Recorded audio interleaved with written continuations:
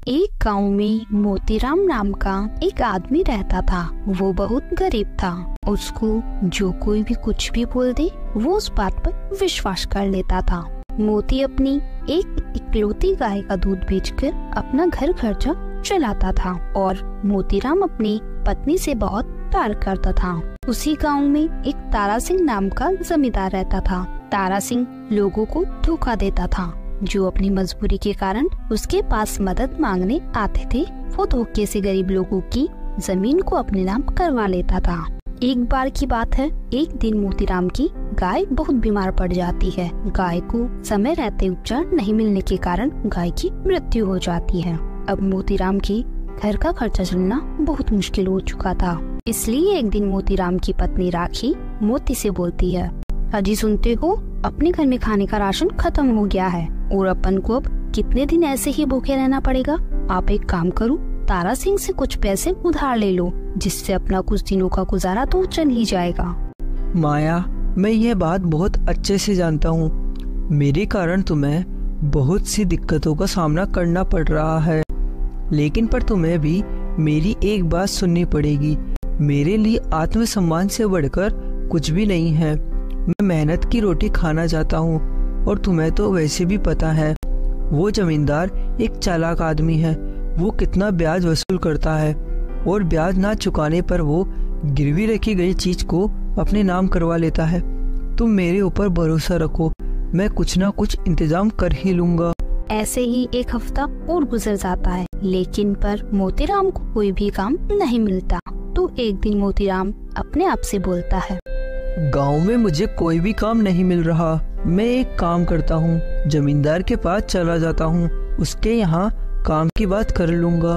ये सोचकर मोतीराम अपने घर से तारा सिंह के यहाँ पर चला जाता है, यह जानते हुए कि तारा सिंह उसे धोखा देगा। मोतीराम को आता हुआ देखकर तारा सिंह बोलता है, अरे मोतीराम भाई, तुम अपने घर का रास्ता भूल गई क्या? जो तुम मेरे घर पर आए हो, और वैसे आजकल तुम रहते कहाँ हो, दिखाई नहीं देते। क्या बताऊं सेठ जी, मैं आपको मेरी गाय की देखभाल करने में ही मेरा पूरा दिन चला जाता था। लेकिन पर सरकार, अब मैं बहुत मजबूरी में हूँ। मेरी एक इकलौती गाय की मृत्यु हो चुकी है। इस कारण मेरे दिन बहुत ही खराब चल रहे हैं। यहाँ तक कि मेरे घर में खाने का एक दाना तक नहीं बचा। इसीलिए मैं आपके पास मदद मांगने आया हूँ। बताओ तुम्हें कैसी मदद चाहिए? अगर मैं तुम्हारी मदद कर पाऊंगा तो मैं तुम्हारी मदद जरूर करूंगा। सेठ जी, आप मुझे अपने यहाँ पर काम पर रख लो, जिससे मेरे घर का खर्चा चल जाएगा। मेरे यहाँ पर तो पहले से ही बहुत से नौकर चाकर है। अगर तुम्हें कुछ पैसे चाहिए तो मैं तुम्हें पैसे उधार दे सकता हूँ। तो तारा सिंह अपने मन में सोचता है, अब मैं मोतीराम को क्या काम दूं?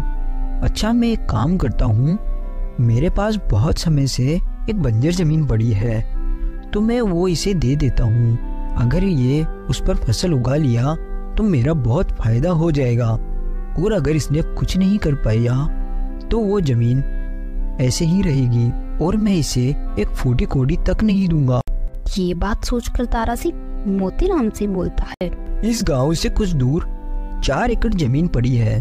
अगर तुम चाहो तो उस पर खेती कर सकते हो और उसके बदले में तुम्हें 1/3 हिस्सा दे दूंगा, और उसके अलावा तुम मेरे घर का कामकाज भी कर लेना, तो मैं तुम्हें महीने के 500 रुपए दे दूंगा। यह बोलकर तारा सिंह मोतीराम को काम पर रख लेता है।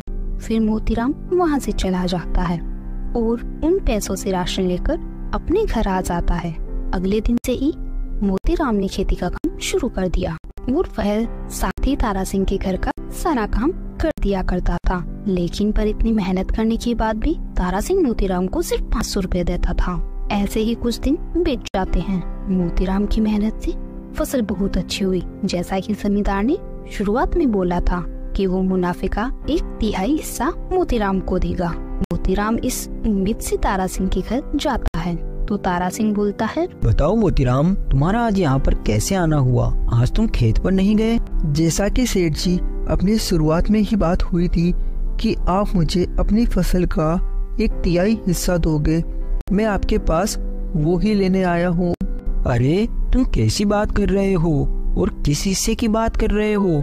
वो मेरी जमीन है, तो इसका मतलब वो फसल भी मेरी हुई। और मैं तुम्हें क्यों दूं भला मेरी जमीन का कोई हिस्सा? कोई जमीन वमीन का कोई हिस्सा नहीं है। वो जमीन मेरी है तो उसकी सारी फसल भी मेरी है।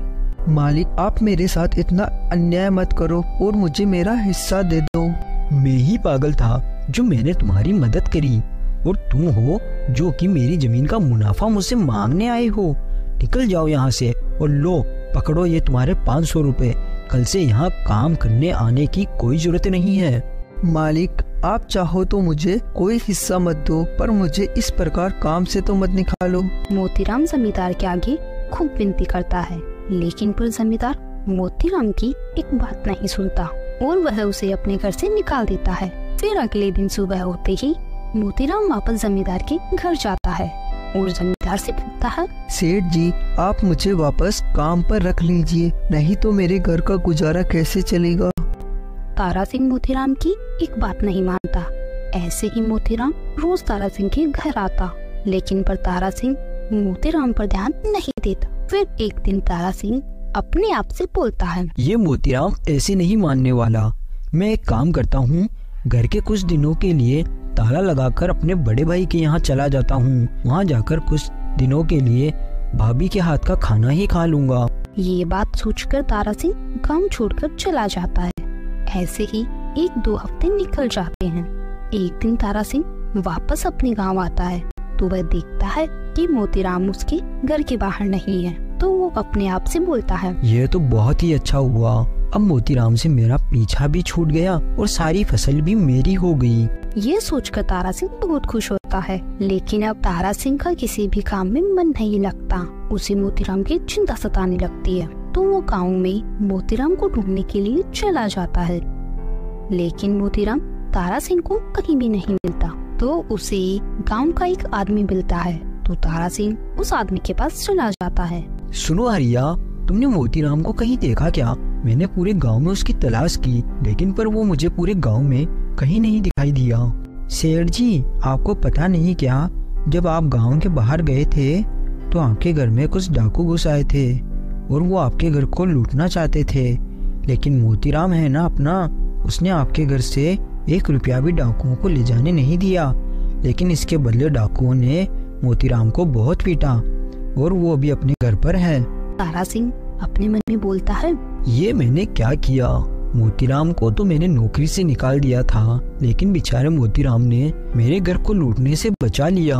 यह बात सोचकर तारा सिंह मोतीराम के घर पर चला जाता है और वह देखता है कि मोतीराम को काफी चोट आई है। तो तारा सिंह बोलता है, मोतीराम, मुझे माफ कर देना और कल से तुम काम पर भी आ जाना। मैं तुम्हें तुम्हारी मेहनत का हिस्सा भी दे दूंगा। सेठ जी, आपको मेरे से माफी मांगने की कोई भी जरूरत नहीं है। यह तो मेरा फर्ज था कि आपके घर की रक्षा करना। दोस्तों, आपको यह कहानी पसंद आई हो तो कृपया हमारे चैनल को सब्सक्राइब करें और ज्यादा से ज्यादा शेयर करें।